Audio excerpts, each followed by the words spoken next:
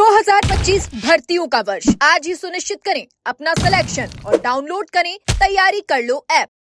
राजस्थान में शिक्षा व्यवस्था से जुड़ी एक गंभीर स्थिति ने इन दिनों सुर्खियां बटोर हैं। जी हां, तृतीय श्रेणी शिक्षक भर्ती 2022 के अंतर्गत चयनित 75 अभ्यर्थियों की नौकरी अब संकट में पड़ गई है। ये सभी शिक्षक पिछले 13 महीनों से राज्य के विभिन्न सरकारी विद्यालयों में सेवा दे रहे हैं, लेकिन हाल ही में राजस्थान कर्मचारी चयन बोर्ड के एक आदेश ने उनके भविष्य पर बड़ा प्रश्न चिन्ह लगा दिया है। दरअसल कर्मचारी चयन बोर्ड ने हाल ही में जारी एक आदेश में कहा कि इन 75 अभ्यर्थियों की नियुक्ति गलतीवश विकलांगजन यानी पीडब्ल्यूडी बैकलॉग सीटों पर कर दी गई थी। बोर्ड ने इसे प्रशासनिक त्रुटि मानते हुए उनकी अनुशंसा को वापस लिया है। इसका सीधा अर्थ यह है कि इन शिक्षकों की नियुक्ति अब मान्य नहीं मानी जाएगी, जिससे उनकी सेवा पर तत्काल प्रभाव से संकट उत्पन्न हो गया है। इन शिक्षकों का कहना है कि वे किसी भी स्तर पर गलती के जिम्मेदार नहीं हैं। उनका कहना है कि उन्होंने नियमित प्रक्रिया से परीक्षा दी थी, मेरिट में चयनित भी हुए और उसके बाद उन्हें विभाग की ओर से विधिवत नियुक्ति आदेश भी जारी किए गए। प्राथमिक शिक्षा विभाग ने कार्यग्रहण भी दिलाया और तब से वे नियमित रूप से विद्यालयों में शिक्षण कार्य कर रहे हैं। यदि कोई गलती हुई है तो वह ना तो हमारी ओर से थी और ना ही हमारी जानकारी में।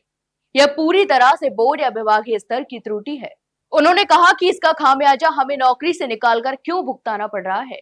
यह कहना है कि प्रभावित शिक्षकों ने यह भी बताया कि वे पिछले 1 साल से विद्यार्थियों को पढ़ा रहे हैं, स्कूलों में उनकी उपस्थिति भी दर्ज है, वेतन प्राप्त कर रहे हैं और विभागीय निरीक्षणों में भी शामिल हो रहे हैं।